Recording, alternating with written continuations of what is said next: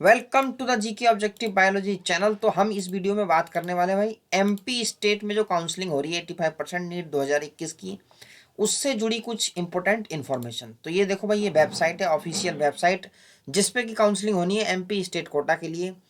तो सबसे पहले तुम्हें क्रिएट प्रोफाइल क्लिक करनी है, अपनी जो प्रोफाइल है वो क्रिएट करनी है। ठीक है भाई, डिटेल्स भर के नीट 2021 का रोल नंबर और सिक्योरिटी की डालना है। उसके बाद यहाँ पे क्रिएट प्रोफाइल। ठीक है भाई, तो क्रिएट प्रोफाइल में एक पासवर्ड जो तुम्हारा क्रिएट होगा बड़ा ही कॉन्फिडेंशियल रखना है वो, और बहुत ही गुप्त रखना है। जो भी रोल नंबर है आप रोल नंबर डालिए सिक्योरिटी की डाल के। उसके बाद क्रिएट प्रोफाइल पे क्लिक कर देंगे तो हमारा जो प्रोफाइल है वो बन जाएगा।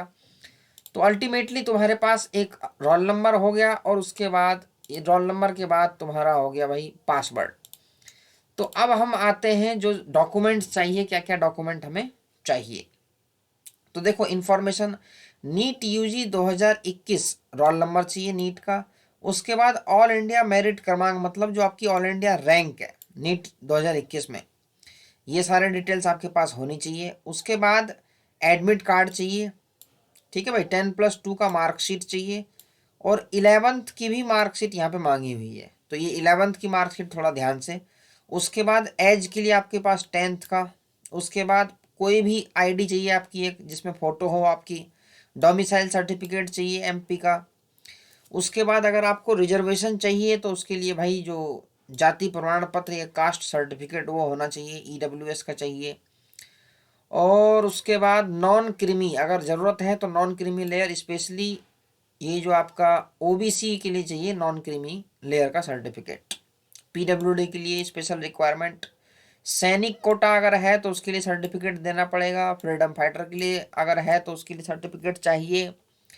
एनआरआई कोटे के लिए भी चाहिए, 1 डिग्री रिलेशन होना चाहिए एनआरआई के लिए। उसके बाद बॉन्ड आपको भरना कंपलसरी है। उसके बाद अनुशासन संबंधी वचन पत्र प्रोफार्मा 9, ये आपको देना पड़ेगा। तो ये सारे डिटेल्स यहाँ पर लिखी हुई है। ये फ्रिक्वेंटली आस्क्ड क्वेश्चन है, एक मैं बता दे रहा हूँ, क्वेश्चन नंबर 5 पढ़ लें इसका। प्रथम चरण की काउंसलिंग में मुझे सीट आवंटित हुई है, यदि मैं उस पर यदि मैं प्रवेश नहीं लेता हूं तो क्या मैं आगामी चरणों की काउंसलिंग के लिए पात्र रहूंगा या नहीं। तो सीधा आंसर है भैया नहीं। अगर फर्स्ट राउंड में मिल गई, अगर तुमने नहीं लिया तो सब्सिक्वेंट राउंड जो बचे हुए हैं उनमें सीटें नहीं मिलेगी, ये क्लियर है। यहाँ लिखा हुआ है प्रथम चरण की काउंसलिंग में आवंटित सीट पर यदि प्रवेश नहीं लेते हैं तो आगामी चरणों की काउंसलिंग के लिए आप पात्र नहीं रहेंगे, ये ध्यान रख लेना। उसके बाद ये है भाई फ्लो चार्ट, किस तरीके से तुम्हारी काउंसलिंग कंडक्ट होने वाली है। तो कैंडिडेट प्रोफाइल क्रिएशन हो गया, रजिस्ट्रेशन हो गया। उसके बाद सबमिशन ऑफ चॉइस, आपको चॉइस भरनी है जो भी कॉलेजेस अवेलेबल हैं उसमें फर्स्ट पे कौन सा चाहिए, सेकंड पे, थर्ड पे, फोर्थ पे, आप वो बोलते हैं उसको प्रेफरेंस। उसके बाद होती है चॉइस लॉकिंग। तो जो बच्चे एक्सपीरियंस्ड हैं उन्हें तो पता है, जो फर्स्ट टाइम बैठ रहे हैं उनके लिए थोड़ा सा समझने वाली बात है। Choice filling and choice locking दोनों कंपलसरी और दोनों होने चाहिए। अगर चॉइस लॉक नहीं करोगे तो वो भी एक दिक्कत है। उसके बाद first round of seat allotment, पहली राउंड होगी। अब इसमें दो सिचुएशन है, या तो सीट मिल जाएगी या तो सीट नहीं मिलेगी। पहले हम बात करेंगे सीट मिल गई। अगर आपको जैसे सपोज करो कोई लोवेस्ट कॉलेज मिल गया लेकिन आपकी रैंक लगता है कि भाई ठीक ठाक है, मिल सकता है सेकेंड राउंड में, तो बहुत सारे बच्चे किसके लिए अप्लाई करते हैं, अपग्रेडेशन के लिए। ठीक है भाई, यहाँ पे है willingness for upgradation through candidates login. तो अपग्रेडेशन कराओ वो ठीक है, लेकिन ऐसा नहीं कि मिल गई छोड़ देते हैं, रिस्क लेना या ऑल इंडिया कोटा में बढ़िया मिल जाएगा, तो ये दिक्कत है। आपको क्या करना है, रिपोर्ट कर देना है और अपग्रेडेशन के लिए अप्लाई करना है। अगर अच्छा कॉलेज मिल जाए तो मैक्सिमम बच्चे अपग्रेडेशन के लिए अप्लाई करते हैं, और अपग्रेडेशन में अगर नहीं मिलता है आगे तो भी आपकी सीट रिजर्व रहेगी, आपको एडमिशन मिलेगा। तो यहाँ है विलिंगनेस फॉर अपग्रेडेशन। अब मान के चलो विलिंगनेस फॉर अपग्रेडेशन नो, आपको अपग्रेडेशन नहीं चाहिए, जो कॉलेज मिल गया आप सेटिस्फाइड हो, आपकी काउंसलिंग खत्म, आपको सीट मिल गई, एडमिशन लो, कहानी खत्म। अब है कि अगर आपने विलिंगनेस दिखाई कि मेरे को अपग्रेडेशन के लिए अप्लाई करना है, तो क्या होगा, आपको उनके साथ ट्रीट करेंगे जिनको की सीट नहीं मिली थी, लेकिन आपकी सीट जो है फर्स्ट राउंड में जो अलॉट हुई थी वो आपकी रिजर्व्ड रहेगी, ये ध्यान रखना है। तो मतलब ये है कि आप सेफ साइड पे हो। उसके बाद fresh choice submission by all candidates for seat allotment in second round is compulsory. उसके बाद जो फ्रेश चॉइस फिर से भरनी है, जो भी आपका प्रेफरेंस है, और जो जिन कॉलेजेस की सीट फुल हो जाएगी वो कॉलेजेस हट जाएंगे सेकेंड राउंड में। तो ऐसे ही कॉलेजेस घटते चले जाएंगे सब्सिक्वेंट राउंड में। अब सेकेंड राउंड का अलॉटमेंट का रिजल्ट आ जाएगा। अब सेकेंड राउंड में कहानी दो हो सकती है, या तो आपको सीट मिल गई, या तो नई सीट मिली है, या आपको अपग्रेडेशन हुआ है। ठीक है, तो रिपोर्ट कर देना है allotted institute complete admission process after admission. अब फिर यहाँ पे भी सेकेंड राउंड में भी अगर कोई सीट मिली है, उसमें भी है willingness for upgradation in mop up round, yes और नो।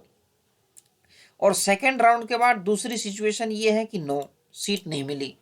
जब मिल गई है तो आप क्या कर सकते हो कि रिपोर्ट करो विलिंगनेस फॉर अपग्रेडेशन नो, और सीधा काउंसलिंग खत्म करके एडमिशन लेके बैठ जाओ।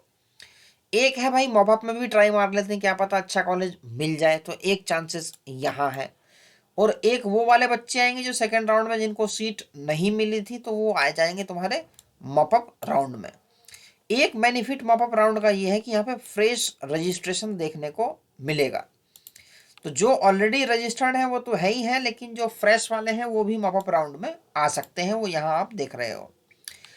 उसके बाद यहाँ भी तुम्हें fresh choice submission by all candidate, यहाँ पे फिर से चॉइसेस फिल करनी है, उसको लॉक करना है। उसके बाद मॉपअप राउंड अलॉटमेंट तुम्हारा होगा। अब मॉपअप राउंड में क्या है कि इज सीट अलॉटेड और नॉट, अगर यस है तो report to allotted institute, counselling खत्म हो गई। अगर मॉपअप राउंड में भी सीट नहीं मिलती है तो एक राउंड और होता है भाई, इंस्टीट्यूशनल राउंड जिसको बोलते हैं, मतलब stray vacancy round. Stray vacancy colleges के थ्रू कंडक्ट कराई जाती है, और स्ट्रे वैकेंसी में बहुत लिमिटेड सीट्स होती हैं। जैसे जिन जिन कॉलेजों में 2-4 सीट खाली रह जाती हैं उनके लिए स्ट्रे वैकेंसी कंडक्ट कराया जाता है। या फिर किसी बच्चे को ऑल इंडिया कोटा में जो कुछ बढ़िया कॉलेज मिल गया तो वो वहाँ ले लेता है। उसके बाद भी कुछ सीटें वैकेंट रह जाती हैं, तो वो सारी तुम्हारी स्ट्रे वैकेंसी में आ जाती हैं। और इस बार तो रूल चेंज हुआ है, ऑल इंडिया कोटा में 4 राउंड हो गए हैं। तो ऑल इंडिया कोटा में जब 4 राउंड हो गए हैं तो स्पेशली उन स्टेट के लिए बेनिफिट है जिनकी हाई कट ऑफ जाती है। जो लो कट ऑफ वाले हैं उन पर ज़्यादा इफेक्ट नहीं पड़ने वाला है। तो ये था भाई एमपी का ये पूरा फ्लो चार्ट है। तो इसको ध्यान से, जो काउंसलिंग की जो भी प्रोसीजर है, जो भी स्टेप्स हैं, बड़े ध्यान से तुम्हें करना है। ये है ऑफिशियल वेबसाइट जिस पे की काउंसलिंग तुम्हारी होनी है।